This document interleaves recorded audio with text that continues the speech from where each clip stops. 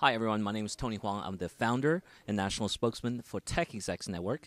Today we're at the IT Leadership Forum, the monthly roundtable for TechExecs here in Dallas, Texas. This is the kickoff event for 2013, and let's go grab a few people for a quick soundbite. With me is Casey Condit. He's with Rent-A-Center. So what do you do at Rent-A-Center? I'm Senior Director of Information Security. I run the information security, change control, and environmental management practices. So Casey, I've known you for numerous years. You look exactly the same. I always figured when I was younger I'd catch up. I started going gray when I was 18, so it was a bonus then. Now not so much. So how's everything going at Rent-A-Center? Going very well. We hit a milestone this year. Mid-December this year, we hit $3 billion in annual revenue for the first time ever. So we're still in a growth mode. We've basically redesigned the company. We're doing some exciting things. So Casey is one of our guest speakers this morning at the TechExecs IT Roundtable in Dallas, Texas. So what are you going to be sharing with everyone? I'm going to be talking about some new governance changes that we've made. Interestingly enough, I wrote a white paper for my CIO years ago, back 2004, suggesting that security would be strengthened by moving it outside of IT and unifying it with a number of other practices such as physical security and internal audit. Well, now what we've done is we've created the role of Chief Risk Officer, and we've formed the entire security and risk management practice around that person. So we've dealt in data privacy, information security, physical security, loss prevention, anti-fraud, internal audit, IT audit, as well as a risk-based approach to security for the company. Great. Well, I'm also going to grab Dan Hayes to do a quick soundbite with you, and thank you so much for speaking this morning. Thanks for having me. I appreciate it. Hello, this is Dan Hayes with Casey Condit at our January roundtable. The topic is compliance and security, and I mentioned that you had been with Rent-A-Center for 15 years. In the world of day and age we have, there's not a lot of careers that people can have for multiple years, especially within IT. What suggestions and recommendations would you give for some of the younger folks and leaders, the next generation leaders, about how to continue and build that career within a single company for that length of time? Well, from my perspective, and I'll grant this might not work everywhere, it's always been a willingness to reinvent myself every few years. I started with the company as a Unix administrator and then worked into support services. I've been a webmaster, been a postmaster. I've run technical services. I've run disaster recovery. I gravitated towards security as a specialization because it's something I've always been involved in. But I've been more than willing over the years to do other things. Basically, if the company needed it done, I was one of the people who would do it. Well, talking about a new program that we started back at the beginning of 2012, where I actually left IT and we formed a new governance, risk, and compliance group under a newly titled Chief Risk Officer and Senior VP. And as an enterprise, it's given us a number of tools from a security standpoint that we never had before, including a seat at the board of directors and with the audit committee. I wrote a white paper for my CIO back in 2004 suggesting that security would be better served leaving IT and being combined with a number of other practices such as physical security, internal audit, risk management. And we weren't ready as a company at that time. Lo and behold, 2012, the opportunity came up, so we created a new security office at the enterprise level. So we have a single office now that writes security policy for the entire company from a business perspective as opposed to from an IT perspective. Great. Well, I'll get back to the topic in just a second, but one of the things that we're doing at TechExecs is we're talking a lot about IT as a business. And one of the interesting things is some of the other topics that are coming out, whether it's scorecarding or networking, is about how does IT become more like a business. So we would like IT to not to leave, but to actually within IT become more like a business. So you mentioned a little bit about the changes can you mention the business benefits and the value proposition that drove you to make this change? Sure. Well, like I said, it was getting that visibility. For a long, long time, the only visibility that all of IT had, including security, at the board of directors level, at the most senior level, was the CIO. And as things will happen, many times the CIO's goals and security's goals were at odds with each other. This gave us a voice at that table without necessarily diminishing what the CIO was trying to do. And it led us to really change the way we thought about things. We have maturity modeling now. We started approaching it from a security standpoint looking at risk.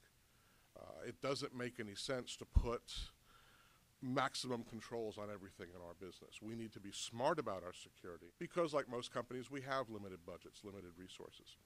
So having this sounding board, so to speak, at the executive level, sitting down with the president of the company, with the heads of HR, our chief general counsel, etc., gave us an opportunity to really get everyone involved. Now when we have security discussions, HR, legal, finance, operations are all involved. It's not just an IT discussion. Great. One other, before we close, we've talked a lot in preparation for this, and one of the items is we want to make sure there was a takeaway that folks could use, and there's a lot of different security and compliance tools and models to use. Can you talk a little bit about what you're going to share and a little bit of the handout you're going to provide to help those who come today try to start some of this own initiative themselves? Sure, we've got a couple. I'm going to show our maturity model, which is based on the ISO standards. I'm also going to show a mapping tool that we developed. I'm not a big believer in knee-jerk reactions to single regulations or to single standards. So what we did, since our security policies are ISO-based, we took the ISO standards and mapped them to COBIT, to PCI 2.0, to NIST 853. And then against that metric, we mapped our own internal policies within IT and outside of IT to identify gaps and to show us where the greatest areas of risk were. Great. Well, thank you very much, Casey. And for those of you listening, out at our website will be the presentation and some of these templates. It won't be everything, but it'll be a start for you. Thank you for attending, and we'll talk with you soon. Hello, this is Dan Hayes. I'm the chapter chair of TechExecs DFW, and with me is the president of our chapter, Blake Holman, who is a CIO of Ryan. We were just talking with Casey Condit, who's a speaker today, and those of you who are just listening to that, he started as a Unix administrator, and I believe you started as one also. Is that true? That is true. Many years ago, I started my career as a Unix system administrator and carry many of the skills and philosophies and principles with me today in terms of systems administration and systems management. Right.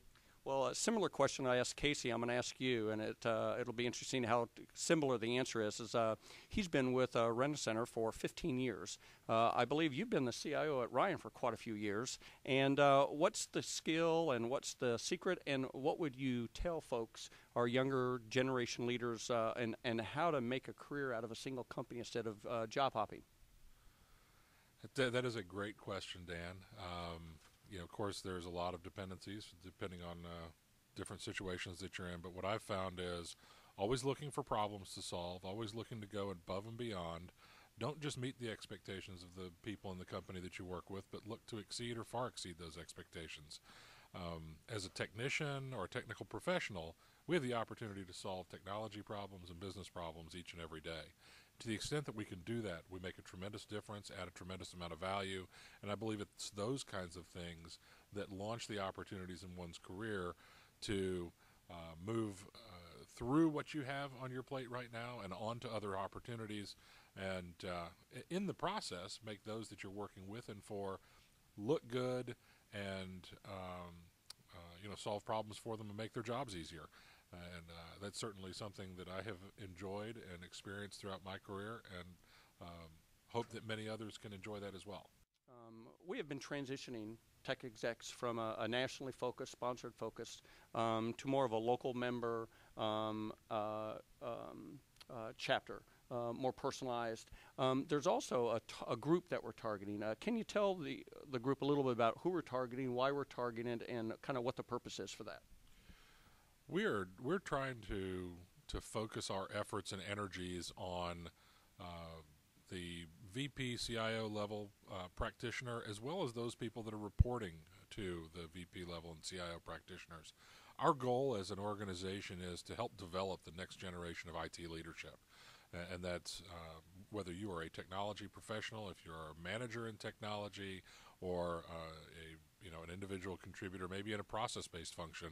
There's a number of things that we can bring to the table that are both technical in nature as well as managerial and general professional development.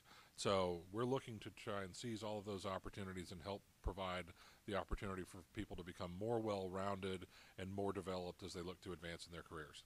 Also, we have worked pretty hard at putting a schedule together. We have the first quarter schedule set. We're working on the second quarter and third quarter now. Can you tell us a little bit about the events that are coming up here in the next couple months? We've got our sights set on several things. Of course, our first quarter forum is going to be more leadership focused. Our third quarter technology forum will be focused more on technology. We're working out some details in terms of exactly which technology topic there is. Our breakfast roundtables, as you know, today we're here with Casey Condit. In February, we've got a scorecarding and metrics topic with Greg Hartling and Gartner. And then as we move on from March, we're looking at team building topics.